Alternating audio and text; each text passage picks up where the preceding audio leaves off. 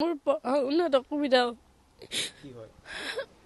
মা দেউতাই কষ্ট পায় মোক পঢ়াত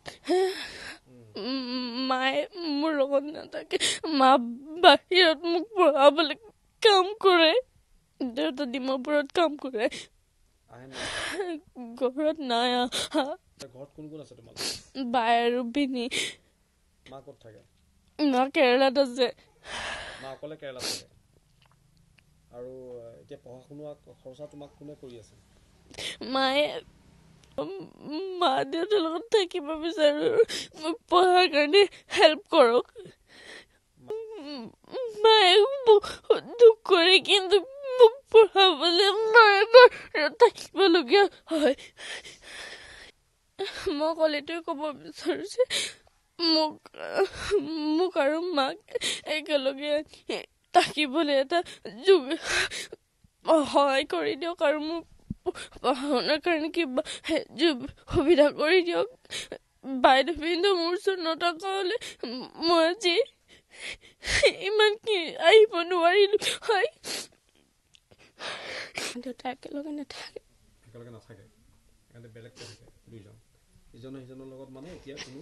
হেৰি নাই আৰু হেৰি হৈ গ'ল নাই হোৱা মানে দেউতাৰ কাৰণে থাকিবলৈ টান পায় মানে মদ পানী খাই যে কাজিয়া কৰে সেইটো কাৰণে আঁতৰি থাকিবলগীয়া হৈছে দেউতাই চব মাটি বাকী বিকি দিলে মাটি বিকি দি কি কৰিলে মদ পানী খাই কৰি দিলে মই বিয়া পাতাৰ পিছত আৰু ভণ্টিক লৈ আহিলোঁ তাৰ পৰা ইয়ালৈ দেউতাতো পইচা পাতি নিদিয়ে এনেকৈ হাজিৰা কৰে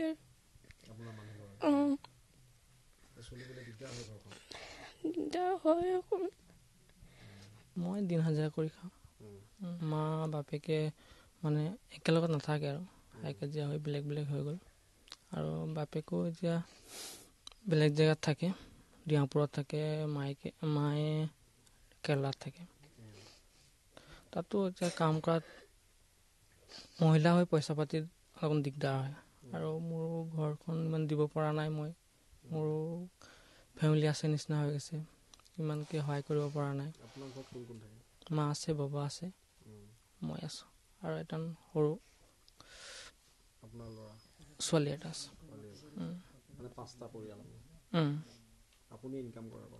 হয় তাৰ পঢ়া শুনা ভাল হওক আৰু আগুৱাই যাওক শুনিছোঁ পঢ়া শুনাটো ভালেই আছে আৰু টকা পইচাৰে দিগদাৰ আৰু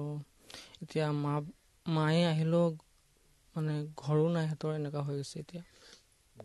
ঘৰটোতো মাটি যি আছিলে বিকি দিলে ঘৰ মাটিও বিকি দিলে